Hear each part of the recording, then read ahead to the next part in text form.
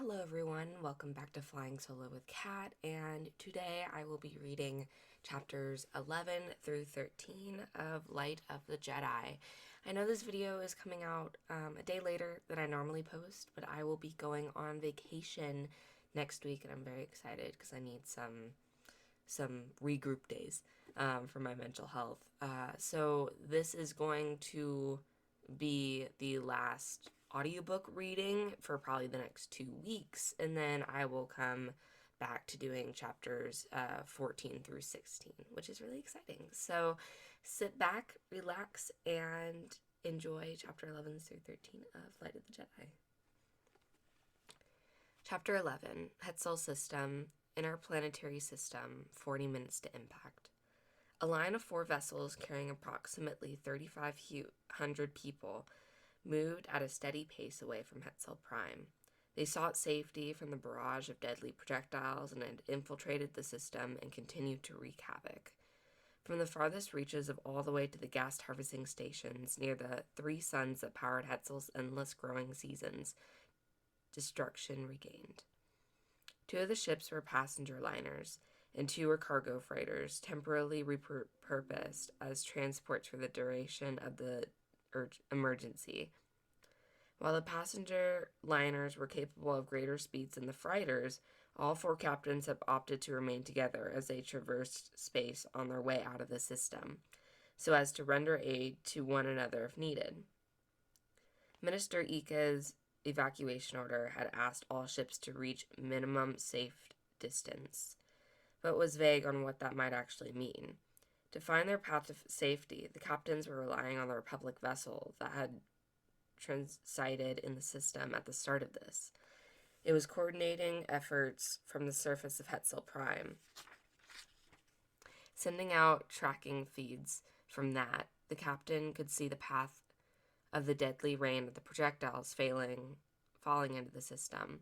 It gave them a sense of where safety might lie. Based on what they could see, they should be out of the danger zone soon. After that, who knew? Apparently, the Republic and their Jedi colleagues were executing some sort of plan, but no one on the ship knew what it was, or when it would be possible to return to their homeworld, assuming if they ever could. For all they knew, the situation was permanent, and they would never step foot on Hetzal Prime again. This turned out to be true.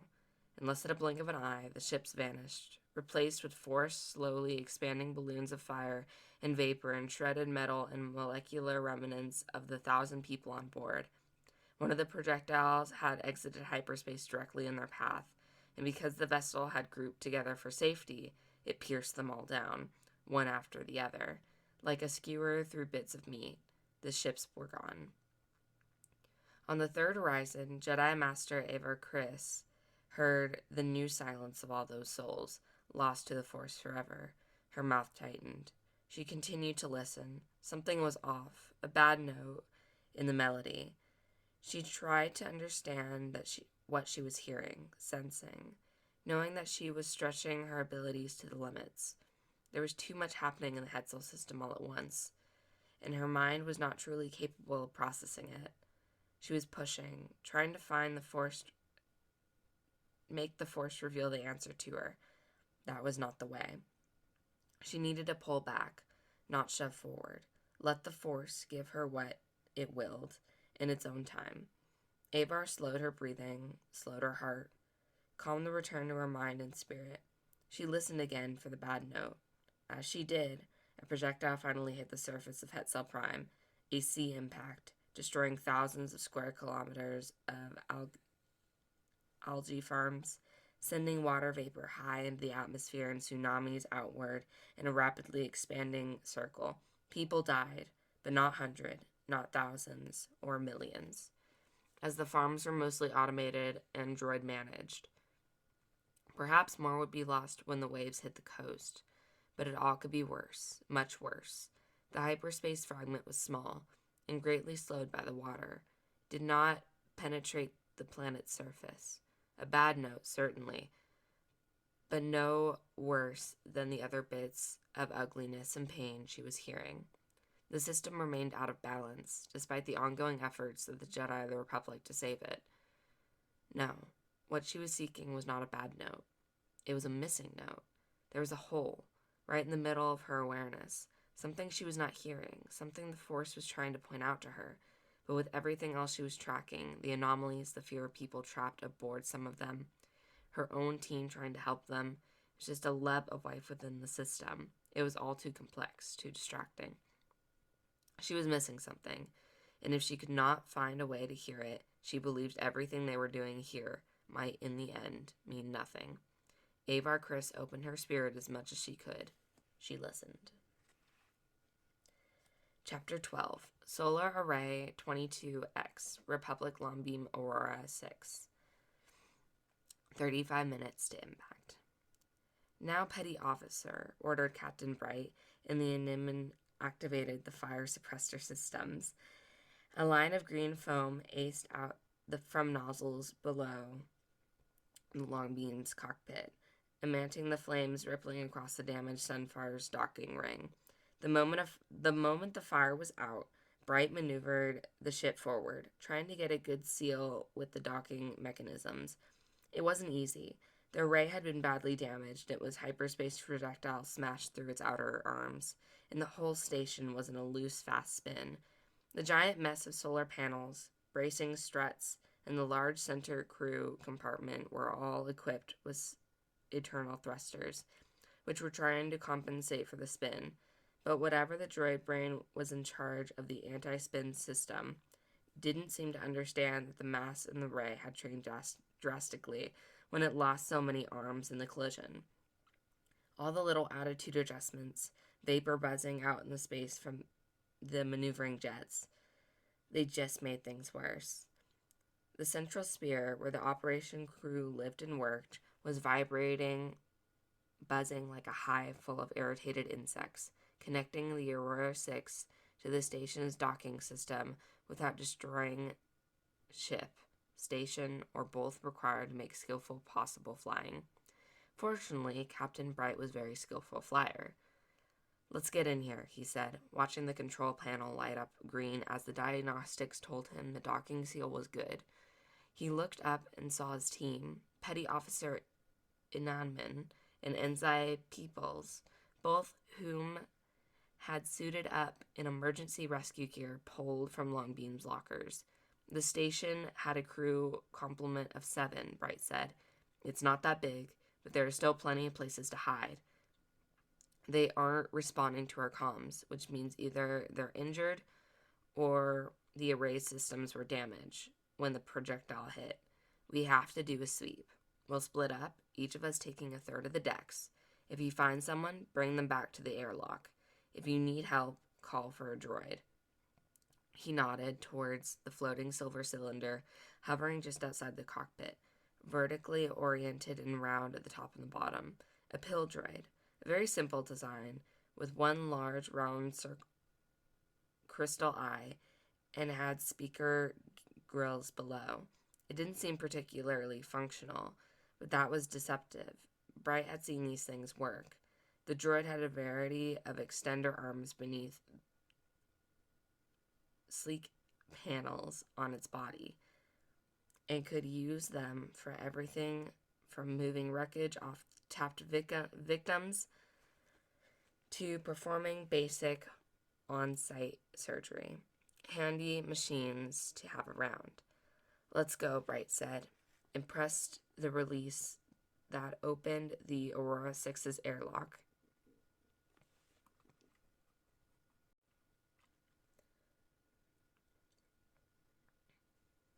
A wash of furnace-like air flooded out from the damaged station, bringing with its odors of chemically tinged smoke, melting plastoid, and overheated metal. "It's burning," Ensign People said, his probiosis vibrating most as it intensifies the station itself. "It sinks. Maybe the solar array has too much Farah for lunch." "Yeah, well, I'm getting it too. My tentacles are almost as sensitive as your nose." Peoples, "Just put your mask on and take shallow breaths. We have a job to do." The 3 operatives spread out through the station. The smoke thickened, and despite the tech-enhanced goggles they all wore, it rapidly became obvious that the visual search would be ineffective. The search called out as they moved along the decks, pausing to listen for responses, then kept going. Bright was becoming increasingly sure that everyone in the station was dead when he heard a weak voice call out from behind the collapsed console, "Please, I'm here. Please." He moved towards the sound and saw a dark-skinned human sitting with her back against the bulkhead. Blood ran down the side of her face from the wound on her scalp. Another crew member lay beside her, unconscious. She had taken his head in her lap, but didn't seem to be able to offer anything else in the way of the assistance to the man. "I'm from the Republic," Bright said to the woman. "My name is Captain Bright. Don't worry, ma'am. We'll get you both out of here. What's your name?" "Sherry," she said in a weak voice. "This is Ven. I'm not sure if he might be dead, and he hasn't moved in a while." "Don't worry about that now, Sherry. Are the other members of your crew alive?" "I don't know," she said. "We lost contact with the others when everything caught fire. The station's comms are down." As I expected, Bright thought. He pulled a comlink from his belt and lifted it to his mouth. "Inaman Peoples. I have 2 survivors. One is too injured to move. I'm going to call a pill droid and get them back to the long beam. Have either of you taken any luck?" As he spoke, he tapped the remote close to his belt that would summon a rescue droid to his location. Hopefully the machine would be able to do something for the unconscious man, then.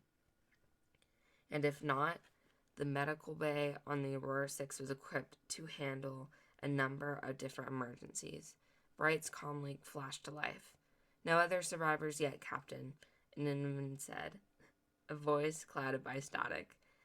Evidently, the damage to the station was causing interference. "But we have another problem." "Talk to me," Bright said, watching the rescue droid glide silently into the room. He signaled to Shuri that he was going to keep moving, continuing his search. She nodded, her expression pained but grateful. "I started on the lowest levels," Inaman continued. "It's where they stuck the operational stuff from the station, power, life support, all that. I had a hunch and wanted to check on the main reactor. I'm glad I did.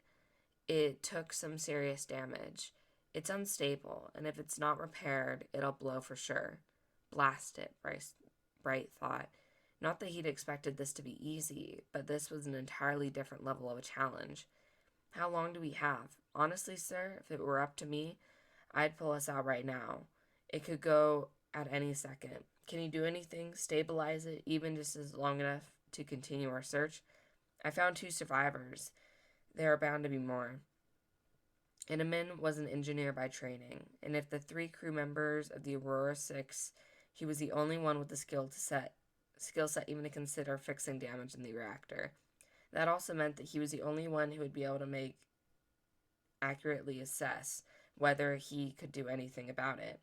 Inaman could easily just say, "Sorry, nope, can't do anything. We need to leave now. We did our best." And who would know the difference? The kid was young, had a lot to live for. Bright almost wouldn't have blamed him if he said it was time to go. "I can try," Inaman said. "Might be able to buy a few minutes." Bright felt a surge of pride wash over him. "We are all the Republic," he said. "We are all the Republic," Inaman replied. "We're all dead if we don't finish searching the station," Enzai Peoples chimed in from the other deck. "I have another survivor, badly injured. Send me the pill." A tremor struck the station at just that moment. A quick, tight snap, as if someone outside had whacked it with a Durstall rod 100 meters long. It knocked Bright off his feet and barely caught himself before it would have been a nasty fall. He was sure this was it. They would all be blasted to vapor. 3 would-be heroes gone in an instant, along with the people they were trying to save. But the shaking erased, and he still had the deck beneath his feet and walls on either side. The station was still intact. Bright decided to consider the incident a valuable reminder that they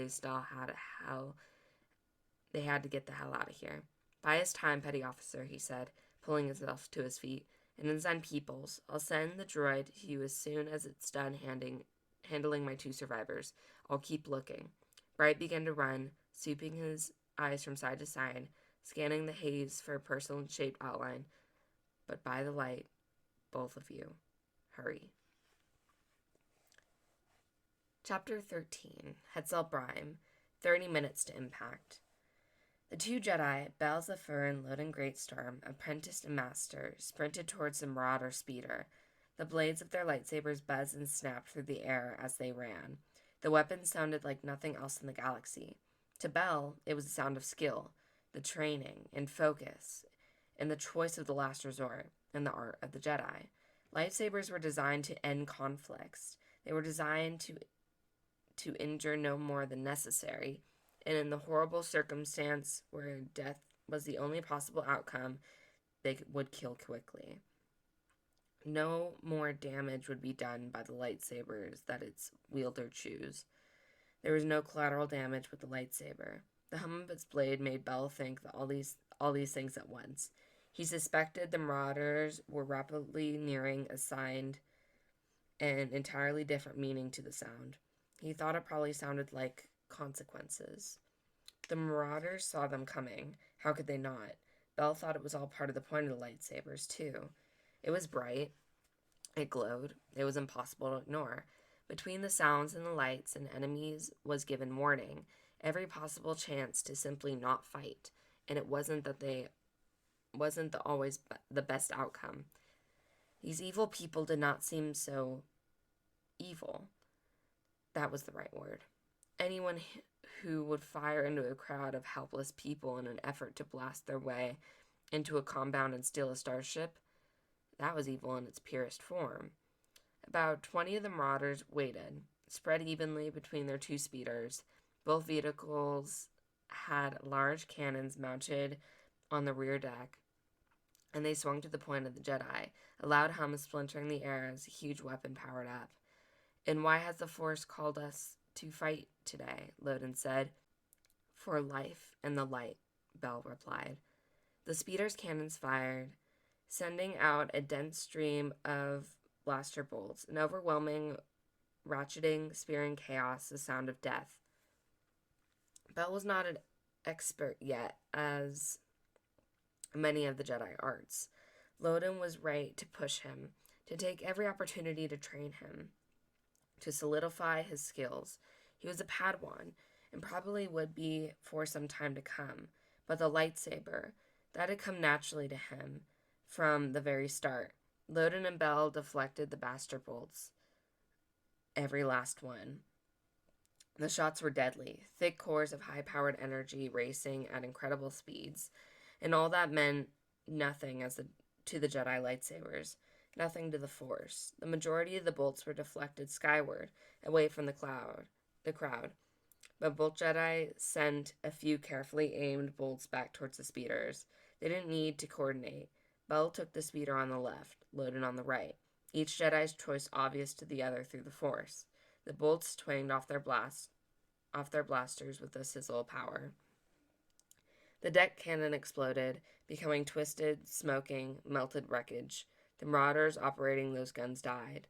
Bell sensed it happen, even shrouded as he was in the focus brought to protecting himself and those around him, and though the connection he felt to the other Jedi in the system through Master Chris' effort on the Third Horizon. The cannons were gone, and they were not the only weapons Marauders possessed. Small arms shot out from the smoking speeders, rifles and scatterguns and blaster pistols. It didn't matter. Loden and Bell moved forward, inexorable, their blades flashing. A splinter grenade shot out from a tube held by one of the Marauders, directly at a knot of fleeing refugees. Loden Greatstorm reached out without breaking stride, and the grenade took a right-angle turn, moving from the horizontal to the vertical, shooting straight up in the air, finally exploding harmlessly hundreds of meters above them. Shards of the sharp metal that would have turned dozens into bloody meat fell instead of the cropland bordering the Rancori compound. Bell sensed his master's great displeasure at the attacker's choice and almost felt bad for them. The two Jedi leapt in the air, somersaulting, swatting away more blaster bolts as they arched up. Say this for the Marauders, these dark, selfish people. They were decent shots, not that it would matter. Bell landed on the speeder on the left, Loden on the right. as if they discussed it. The Marauders finally got smart, diving off their vehicles, scattering into the crowd, but not before the Jedi disarmed a few, and with either well-placed lightsaber thrust or using the Force to yank their weapons away. "Blast it," Loden said, as the remaining villains, about 8, vanished into the crowd. "Some of them are still armed. They might take hostages. We need to get after them now." "I know, Master, but how do we—" A snap, and suddenly Bell saw nothing but golden light, a bright, blinding, filling his vision. His nostrils filled with the scent of overheated, ionized air. Heat and light and color, a lightsaber blade. A blaster bolt caromed harmlessly into the sky. A streak of light that, until just a moment before, was designed to drill a hole in Bell's forehead. Bell understood. His master had just saved his life. He looked past Loden's blade to see the Rancori guards, still at their position atop the sealed gates, had lifted their weapons and were firing directly at them. "Fools," Loden said. "What are they doing?" Bell said, lifting his own blade to deflect a blaster bolt. "I thought you said they had an understanding with them." "They must have misunderstood the understanding," Loden growled. "They're taking their chance. They think between them and the Marauders they can take us down." "This was insane," Bell said. "With everything else going on, they want us to fight?" "They're afraid. They're trying to carve out a little control from their uncontrollable situation." From the crowd, more blaster fire as the remaining Marauders saw their chance and fought their way towards the gates. It was turning into chaos, a full-on battle, as families and refugees fought back. Clearly, some had their own weapons, carried in case of emergency. And still, every moment, the larger disaster loomed. The longer these people remained on planet, the greater the chance they all died when the projectile impacted the surface. In fact, it seemed like something already had. Far to the west, a huge dark cloud was swelling up into the sky on a gigantic column, spreading out in a thick disk. As it reached the utmost atmosphere, moans of terror rippled through the crowd of refugees. Massive clouds of darkness on the horizon were rarely a good sign. "This has to stop," Loden said. "I agree," Bell said. "But how?" His master looked out at the fighting. Then he glanced at the sky where the Nova still circled slowly high overhead. Or maybe he was looking for fiery trails spearing in from space. Significantly, doom falling on the planet. Nothing a lightsaber could knock back, no matter how good its wielder might be. It turned out he was evaluating, deciding, making a plan. "Apprentice," Loden said, "protect me." Without warning to see how his Padawan would interpret this order, Loden deactivated his lightsaber. Just in time, Bell deflected a bolt that would have blasted a hole right through his teacher's chest. "Favor repaired, Master," he thought. Loden closed his eyes, holding his hand out up in front of him, palm out. He snapped his fingers out, spreading them like a star. This was all Bell could see. He stepped in front of his master, his lightsaber in a guard position, snapping blaster bolts back towards the guard on the wall. "Nothing will get through," he thought. "I will protect my master." He felt a surge in the Force behind him, and 8 figures shot up from the crowd, rising into the air. The remaining Marauders, most dropping their weapons, but some sent a few shots widely into the air, hitting nothing. Yelling in fury, their limbs failing, but their blasters were yanked from their hands. Bell was in awe. This was the power of the Jedi. This, someday, would be him.